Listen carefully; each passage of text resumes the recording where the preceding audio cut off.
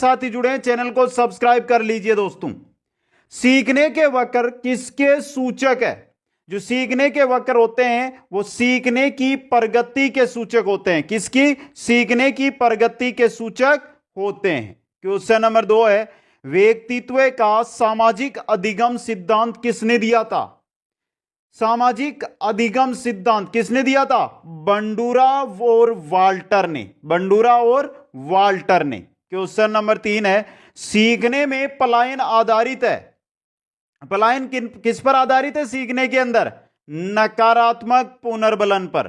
नकारात्मक पुनर्बलन पर दोस्तों। क्वेश्चन नंबर 4 है, अधिगम के प्राथमिक नियमों में से एक है। इनमें से अधिगम के प्राथमिक 3 मुख्य नियम, मुख्य नियम में इनमें से आपका रहेगा प्रभाव का नियम। 2 नंबर ऑप्शन यहां पे सही रहेगा। क्वेश्चन नंबर 5 है, जब व्यक्ति की एक परिस्थिति का अधिगम दूसरी परिस्थिति में उसके सीखने तथा निष्पादन को प्रभावित करता है तो उसे कहते हैं, उसे हम क्या कहते हैं? उसको कहते हैं अधिगम अंतरण। क्या कहते हैं? अधिगम अंतरण दोस्तों। क्वेश्चन नंबर 6 है, निम्न में से कौन सीखने के गेस्टाल्ट सिद्धांत से संबंधित है? इनमें से कौन है जो सीखने के गेस्टाल्ट सिद्धांत से संबंधित है? Pavlov, Skinner, Kohler, Thorndike. Kohler है दोस्तों। 4 नंबर ऑप्शन सही रहेगा। क्वेश्चन नंबर 7 है, 7 नंबर क्वेश्चन, भाषा का वह घटक जो ध्वनि की गति के अनुक्रम, संचालन एवं उसकी रचना से संबंधित नियम की चर्चा करता है उसे क्या कहते हैं? उसे स्वर विज्ञान कहते हैं। क्या कहते हैं? स्वर विज्ञान। क्वेश्चन नंबर 8 है, आंख के रंग को कौन सा कारक प्रभावित करता है? आंख के रंग को कौन सा? आनुवांशिकता प्रभावित करता है। क्वेश्चन नंबर 9 में चलते हैं, मनोवैज्ञानिकों के अनुसार निम्नलिखित में से किस विधि द्वारा मूल प्रवृत्तियों में परिवर्तन लाया जा सकता है? किस विधि के द्वारा? मार्गांतरीकरण के द्वारा। मार्गांतरीकरण के द्वारा दोस्तों। क्वेश्चन नंबर 10 है, निम्नलिखित में से कौन सा भूलने का कारण नहीं है? इनमें से भूलने का कारण है वो कौन सा नहीं है? शिक्षक की योग्यता। ये भूलने का कारण नहीं है, बाकी भूलने के कारण है। क्वेश्चन नंबर 11 है, अधिगम का क्रिया प्रसूत अनुबंधन सिद्धांत द्वारा दिया गया था। किसके द्वारा? स्किनर के द्वारा। किसके द्वारा दिया गया था? स्किनर के द्वारा। क्वेश्चन नंबर 12 है, बंडूरा का कथन है कि बच्चे प्रतिक्रियाएं प्रतिमानीकरण भी कहा जाता है। बच्चे प्रतिक्रियाएं प्रतिमानीकरण द्वारा सीखते हैं, भी कहा जाता है। इसको हटा दो। द्वारा सीखते हैं जिसको भी कहा जा सकता है। क्या कहा जाता है उसको? उसको कहा जाता है निरीक्षणात्मक अधिगम। क्या कहा जाता है? निरीक्षणात्मक अधिगम। क्वेश्चन नंबर 13 है, अधिगम स्थानांतरण के द्वितत्व सिद्धांत के प्रवर्तक थे। अधिगम स्थानांतरण के द्वितत्व जो सिद्धांत है उसके प्रवर्तक थे स्पीयरमैन। कौन थे? स्पीयरमैन दोस्तों। क्वेश्चन नंबर 14 है, परिपक्वता इत्यादि से व्यवहार में उत्पन्न परिवर्तन को भी अधिगम कहा जाता है। नहीं, हां, अनिश्चित, कभी कभी। परिपक्वता इत्यादि से जो व्यवहार में परिवर्तन आता है उसको सीखना या अधिगम नहीं कहते हम। 1 नंबर ऑप्शन सही रहेगा। क्वेश्चन नंबर 15 है, अधिगम में पर्यतन व भूल के सिद्धांत का प्रतिपादन किसने किया था? अधिगम में पर्यतन व भूल के सिद्धांत का प्रतिपादन किसने किया था? थोरनडाइक ने। 3 नंबर ऑप्शन सही रहेगा। क्वेश्चन नंबर 16 है, सीखी हुई बात को स्मरण रखने या पुनः स्मरण करने की असफलता कहलाती है। क्या कहलाती है?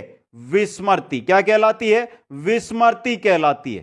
क्वेश्चन नंबर 17 है, व्यक्ति में उन मनोशारीरिक अवस्थाओं का गतिशील संगठन जो उसके पर्यावरण के साथ अद्वितीय सामंजस्य निर्धारित करता है वो क्या कहलाता है दोस्तों?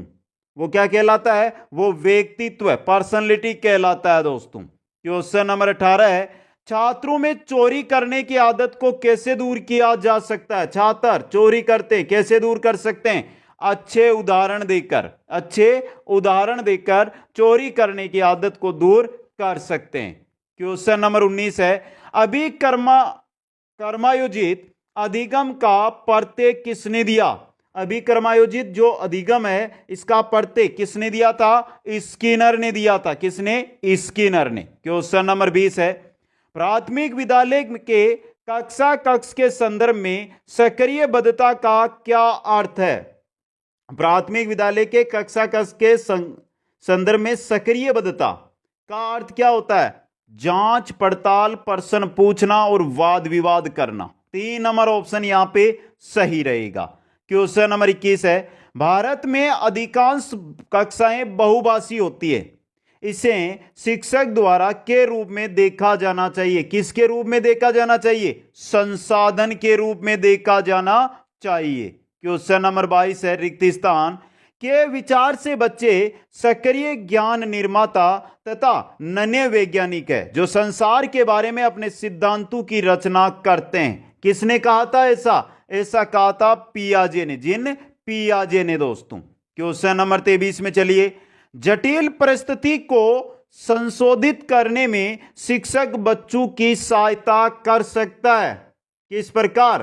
कार्य को छोटे हिस्सों में बांटने के बाद निर्देश लिखकर। ऑप्शन 4 सही रहेगा। क्वेश्चन नंबर 24 है, लक्ष्य निर्देशित व्यवहार में बाधा आना। लक्ष्य निर्देशित व्यवहार आया हुआ है एग्जाम रीट के अंदर। ये लक्ष्य निर्देशित व्यवहार में बाधा आना क्या कहलाता है? कुंठा कहलाता है। रीट आरटेट एग्जाम का क्वेश्चन है ये।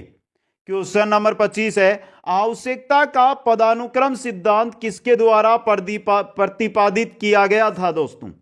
आवश्यकता का पदानुक्रम सिद्धांत किसने दिया था? मेस्लो ने। मेस्लो का आवश्यकता पदानुक्रम सिद्धांत। ऑप्शन 2 सही रहेगा। क्वेश्चन नंबर 26 है, जब शिक्षार्थियों को समूह में किसी समस्या पर चर्चा का अवसर दिया जाता है तब उनके सीखने का वक्र। जब शिक्षार्थियों को समूह में किसी समस्या पर चर्चा का अवसर दिया जाता है तब उनके सीखने का अवसर क्या होता है? बेहतर होता है। क्या होता है? बेहतर। क्वेश्चन नंबर 27, सीखना या अधिगम? अधिगम बोलो या सीखना क्या है? सीखने वाले के संवेगों से प्रभावित होता है। ऑप्शन 4 सही रहेगा यहां पे। क्वेश्चन नंबर 28 है, निम्न में से कौन सी सामाजिक रूप से वंचित बच्चों की समस्या नहीं है? जो सामाजिक रूप से वंचित है उनकी समस्या, पहली, सीखने के लिए प्रेरणा का अभाव। यह सामाजिक रूप से वंचित की समस्या नहीं होती है मित्रों। ऑप्शन 1 सही रहेगा। बाकी है जैसे सृजनशील को पोषित होने के अवसर नहीं मिलना, रहने के लिए स्वस्थ परिवेश ना मिलना, विद्यालय में पक्षपातपूर्ण वातावरण का सामना करना। क्वेश्चन नंबर 29 है, संकेत अधिगम के अंतर्गत सीखा जाता है किसके द्वारा? पारस्परिक अनुकूलन के द्वारा। पारस्परिक अनुकूलन के द्वारा। क्वेश्चन नंबर 30 में चलिए, कक्षा शिक्षण में पाठ प्रस्तावना सोपान सीखने के किस नियम पर आधारित है? पाठ प्रस्तावना सोपान किस पर आधारित है दोस्तों? तत्परता के नियम पर आधारित है। क्वेश्चन नंबर 31 है, प्रेक्षणात्मक अधिगम संपर्ते द्वारा दिया गया। किसके द्वारा? बंडूरा के द्वारा। ऑप्शन 2 सही रहेगा यहां पे। क्वेश्चन नंबर 32 है, अधिगम में ने प्रभाव का नियम दिया। प्रभाव का नियम किसने दिया था? थोरनडाइक ने। 3 मुख्य 5 गौण नियम। क्वेश्चन नंबर 33 है, ध्यान आकर्षित होने में की प्रमुख भूमिका होती है। किसकी प्रमुख भूमिका होती है? उद्दीपन की तीव्रता की। ऑप्शन 1 और इंपॉर्टेंट क्वेश्चन है ये। क्वेश्चन नंबर 34 है, एसओ किसके द्वारा प्रस्तावित किया गया? एसओ किसके द्वारा? किसके द्वारा दोस्तों? गेस्टाल्टवादी मनोवैज्ञानिकों के द्वारा। 4 नंबर ऑप्शन यहां पे सही रहेगा। क्वेश्चन नंबर 35 है, संज्ञान और संवेग के बारे में निम्नलिखित कथनों में से कौन सा कथन है जो सही है? जो सही है वही हम देखेंगे। तो दूसरा सही है आपका, संज्ञान और संवेग परस्पर जुड़े हैं और एक दूसरे को प्रभावित करते हैं दोस्तों। तो ऑप्शन 2 सही रहेगा। क्वेश्चन नंबर 36 में चलिए, कोलिसिस्टोकाइनिन एक हार्मोन है जिसकी सुई दे दी जाए तो इससे प्राणी में क्या बढ़ती है दोस्तों? भूख कम हो जाती है। 3 नंबर ऑप्शन यहां पे सही रहेगा। क्वेश्चन नंबर 37 है, इरोज शब्द संबंधित है। इरोज किससे संबंधित है? जीवन मूल प्रवृत्ति से। जीवन मूल प्रवृत्ति से। क्वेश्चन नंबर 38 है, सशक्त अभिप्रेरणा सीखने का प्रभावशाली घटक है। सशक्त अभिप्रेरणा शीघ्र सिखाता है। क्या करता है? शीघ्र सीखता है इससे व्यक्ति। क्वेश्चन नंबर 39, परिवेश की वस्तु जिसे प्राणी प्राप्त करने का प्रयास करता है। परिवेश की वस्तु जिसे प्राणी प्राप्त करने का प्रयास करता है कही जाती है क्या? प्रेरक। क्या कही जाती है? प्रेरक कही जाती है। क्वेश्चन नंबर 40 है, पियाजे के संज्ञानात्मक विकास सिद्धांत में अमूर्त तर्क एवं परिपक्व नैतिक चिंतन किस अवस्था की विशेषताएं हैं? किस अवस्था की है दोस्तों? औपचारिक संक्रिया अवस्था की। 3 नंबर ऑप्शन सही रहेगा। क्वेश्चन नंबर 41 है, कोई शिक्षिका अपने विद्यार्थियों को अध्ययन करने हेतु आंतरिक रूप से उत्प्रेरित करने के लिए कैसे प्रोत्साहित कर सकती है? कैसे? व्यक्तिगत लक्ष्य निर्धारित करने और उनमें निपुणता पाने में मदद देकर। 2 नंबर ऑप्शन सही रहेगा। क्वेश्चन नंबर 42 है, कार्य को आरंभ करने, जारी रखने और नियमित करने की प्रक्रिया क्या है?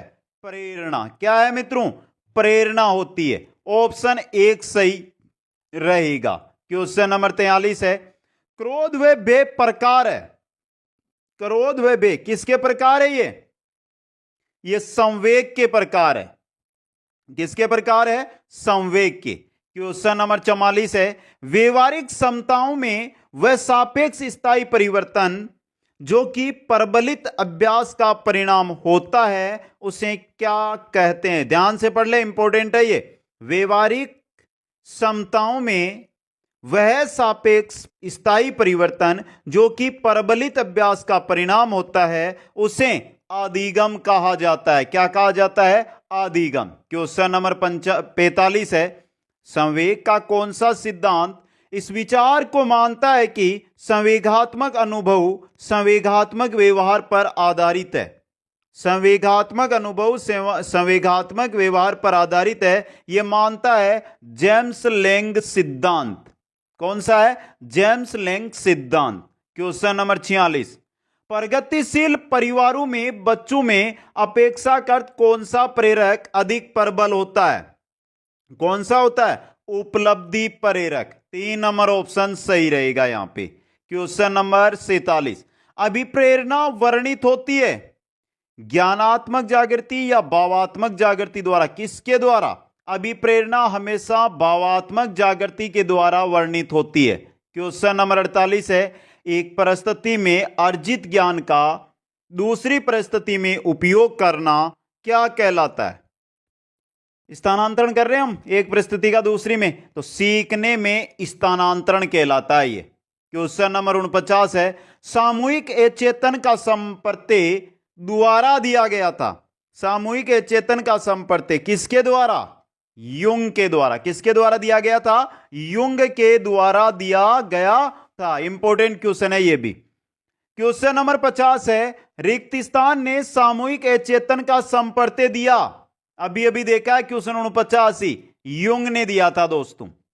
क्वेश्चन नंबर 51, प्रत्ययों का बनते रहना एक प्रक्रिया है। प्रत्ययों का बनते रहना एक संचयी प्रक्रिया है। कैसी प्रक्रिया है? एक संचयी प्रक्रिया होती है दोस्तों। क्वेश्चन नंबर 52 है, संपर्ते निर्माण का प्रथम सोपान। संपर्ते निर्माण का प्रथम सोपान कौन सा होता है? प्रत्यक्षीकरण। कौन सा होता है? प्रत्यक्षीकरण।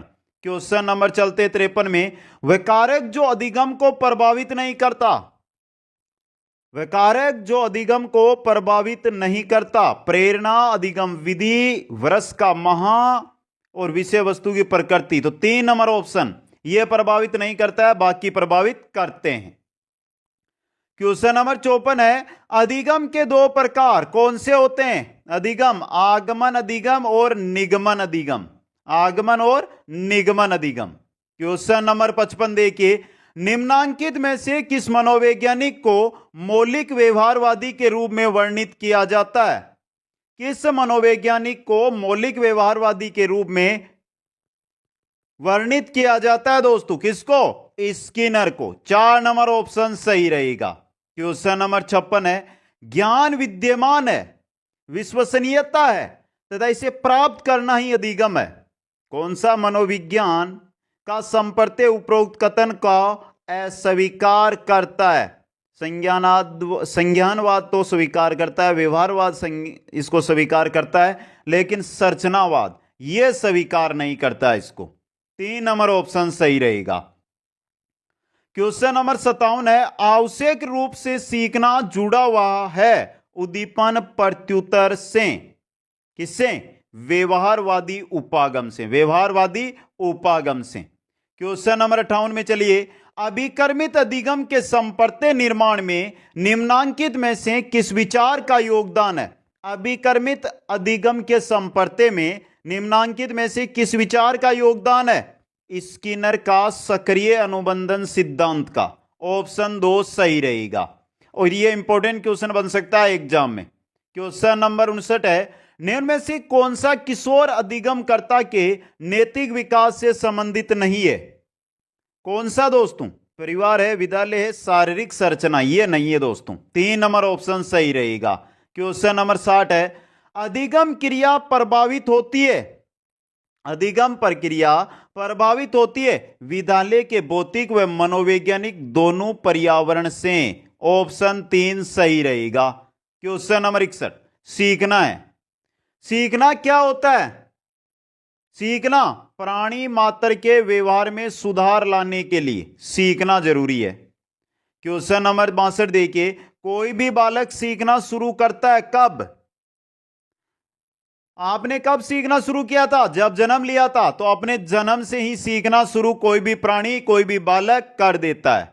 क्वेश्चन नंबर 63 है, निम्नलिखित में से कौन सा युग्म सही है? पहला है पावलोव उत्सर्जित अनुक्रियाएं, सही है। कोहलर अंतर्दृष्टि अधिगम, थोर्नडाई क्रिया प्रसूत साहचर्य, स्किनर अधिगम के नियम। ऑप्शन 2 सही रहेगा यहां पे। क्वेश्चन नंबर 64 है, क्रिया प्रसूत साहचर्य मुख्यतः किसकी भूमिका पर बल देता है? किसकी भूमिका? क्रिया प्रसूत साहचर्य किसकी भूमिका पर बल देता है? पुनर्बलन की भूमिका पर बल देता है। क्वेश्चन नंबर 65 है, रॉबर्ट गेने के अधिगम अनुक्रम सिद्धांत में अधिगम के प्रकार सम्मिलित है। कितने प्रकार? 8 प्रकार सम्मिलित है दोस्तों इसके अंदर। 2 नंबर ऑप्शन सही रहेगा।